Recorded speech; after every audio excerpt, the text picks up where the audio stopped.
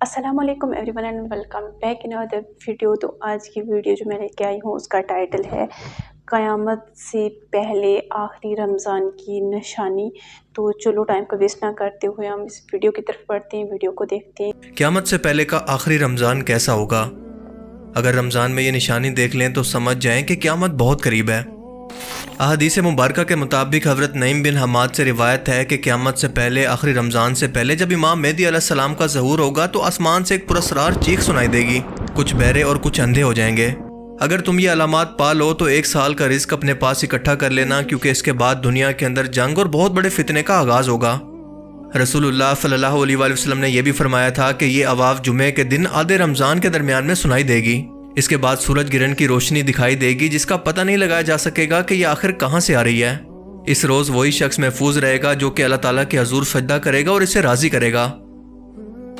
یہ ہے ان تمام ویڈیوز کا لب لباب یا کنکلوژن جو کہ سوشل میڈیا پر یا پھر انٹرنیٹ پر پچھلے 2 سال سے جنگل کی آگ کی طرح پھیلائی جا رہی ہیں، اور ان تمام ویڈیوز کو ایک ایسی جھوٹی حدیث کی بنیاد پر کھڑا کیا گیا ہے جو کہ موجود ہی نہیں ہے۔ سب نے ایک دوسرے کی دیکھا دیکھی بس رمضان کے مہینے کے اندر اس ٹاپک کو ٹرینڈنگ دیکھتے ہوئے صرف ویوز کی خاطر جھوٹ پھیلانا شروع کیا ہوا ہے۔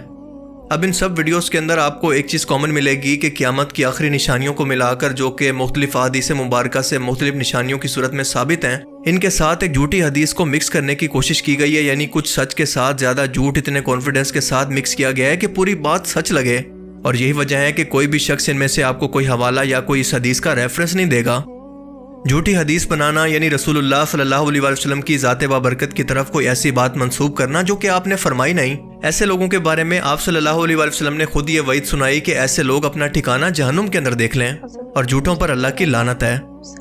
اب یہ انتہائی سینسیٹیو معاملہ ہے، کوئی تاریخ نہیں ہے جس کے اندر آپ اپنی مرضی کے مطابق کچھ بھی شامل کر کے لوگوں کے ایمان اور عقیدوں کو خراب کریں۔ اور دوسرا ماشاءاللہ ہماری بولی بالی عوام جو کہ بنا تحقیق کیے بس ماشاءاللہ سبحان اللہ کہہ کر آگے بڑھ جاتی ہے۔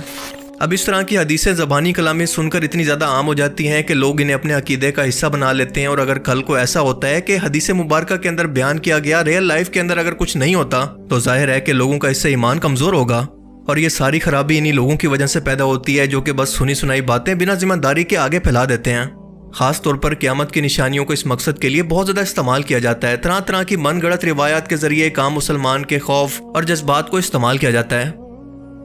قیامت یعنی موت کے بعد دوبارہ انسانوں کو زندہ کرنا، انہیں قبروں سے کھڑا کر دینا، دنیا کے تمام مسلمانوں کا اس پر یقین ہے، اور جو بھی شخص اس پر یقین نہیں رکھتا وہ کافر ہے۔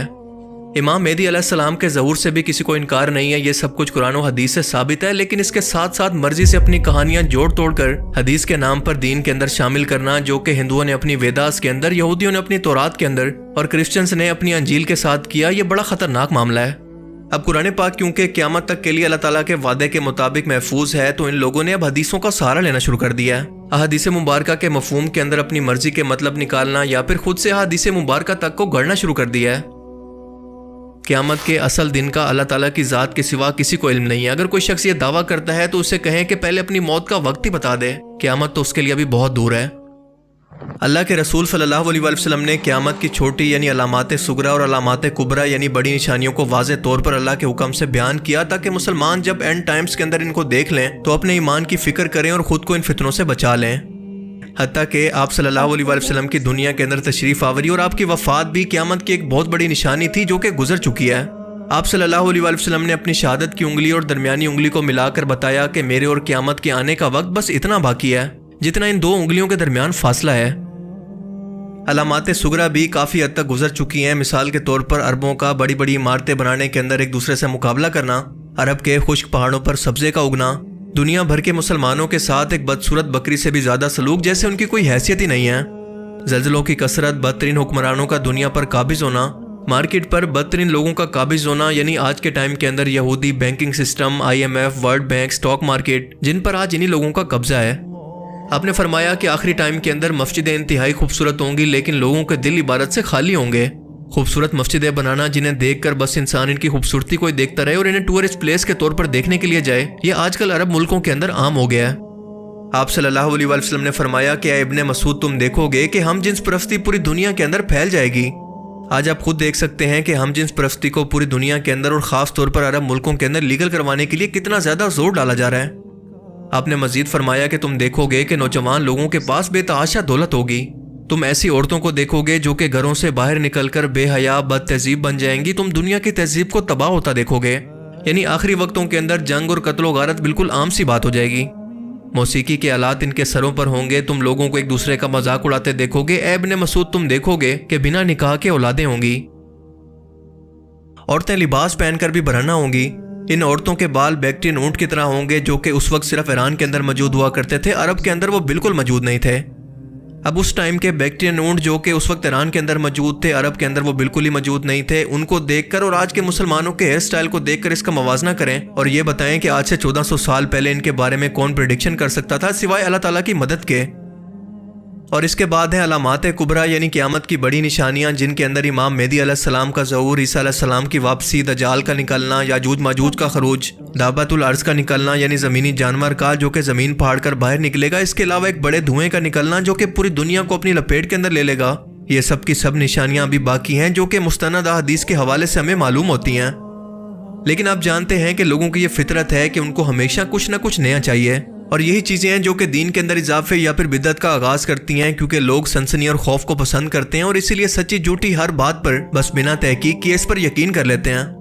کیونکہ قیامت سے پہلے آخری رمضان سے متعلق ہمیں اسلامی حوالوں کے اندر یا پھر احادیث مبارکہ کے اندر کوئی روایات نہیں ملتی. اب بہت سے لوگ اس بات پر اس لیے بھی یقین کر لیتے ہیں کہ بہت سارے لوگوں نے اس بات کو کیا ہے. تو میرا سوال یہ ہے کہ جھوٹی اور من گھڑت باتوں کو سچ ثابت کرنے کا فارمولہ کیا یہ ہے کہ زیادہ لوگ اس جھوٹ کو پھیلا رہے ہیں تو ہم بھی سچ مان لیں؟ اور اگر آپ کے مطابق یہی فارمولہ ہے تو دنیا کے اندر تعداد کے اعتبار سے مسلمانوں سے زیادہ اس وقت بھی کرسچن موجود ہیں، تو کیا آپ کو بھی کرسچینٹی اپنا لینی چاہیے؟ اسی بات سے اندازہ لگا لیں کہ میں اب تک اس بات کا رونا کیوں روتا ہوں کہ آج کا مسلمان علم دین سے کتنا دور ہے. وہ علم دین کو صرف مولوی صاحبان یا پھر مفتی صاحبان کا ہی حق سمجھتا ہے، انہی کی کہی ہوئی باتوں کو آخری دلیل سمجھتا ہے. حالانکہ یہ علماء یہود کا طریقہ تھا جو کہ دین کے ٹھیکیدار بنے ہوئے تھے اور ان کی بات کو حرف آخر مانا جاتا. اللہ تعالیٰ نے ایسے علماء کو علماء سو کہا ہے اور ان کے بارے میں کہا ہے کہ ان کی مثال دنیا کے کتوں جیسی ہے کہ وہ دین کے اندر بھی صرف اپنا دنیاوی فائدہ دیکھتے ہیں. قیامت پر نہ صرف دین ابراہیمی کے ماننے والے لوگ مذہبی طور پر یقین رکھتے ہیں، بلکہ آج کے سائنسدان بھی اس بات کا اقرار کرتے ہیں کہ یہ کائنات بنی ایسی ہے کہ ہمیشہ کے لیے قائم نہیں رہ سکتی. دراصل اس کے خاتمے کا بھی ایک وقت طے ہے.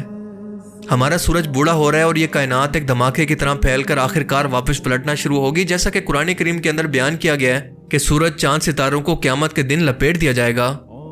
حیرت انگیز طور پر اگر ہم اس ورلڈ کو یعنی لپیٹ دیا جائے گا کو سائنٹیفکلی طور پر جج کرنے کی کوشش کریں تو لپیٹا ہمیشہ ایسی چیز کو جاتا ہے جو کہ فلیٹ یا پھر سیدھی ایک کپڑے کی طرح ہو.